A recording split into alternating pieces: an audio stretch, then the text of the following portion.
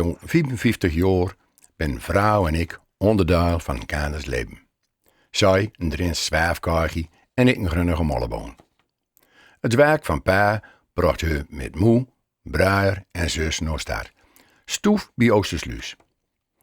Vanaf jaar 1 is mijn heimstee aan de andere kant van Sluis, op Hogebrug. Oosterhogebrug om precies te wezen. Dus keken we zich om bij een kader op boord en was verkeertje de rij dicht bij huis.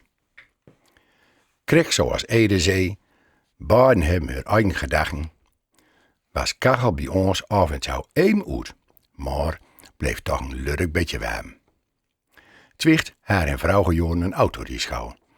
Dat we van die gevolgen dat lesauto wel als een knoffeltje opluip en oedeukerij er maken moest. Soms, nog les, wij rooien Opel Kadett bij WKW aan de Oostermaweg voor het bedrijf zet en kregen sleutels, plek en bruidenbus aan het hek. Om reden Mina Veer door stoef bij was, zag ik auto bij touwval staan. Een stukje kramadrood bracht autosleutels tot bruidenbus uit en het muziekplootje I Take It Back kreeg plek op meterbred onder het vuurhoed. Aan de doogs moest oog en noord ik hoopte het haat er wel op vallen. Maar het was midden in zomer en gloedensheid.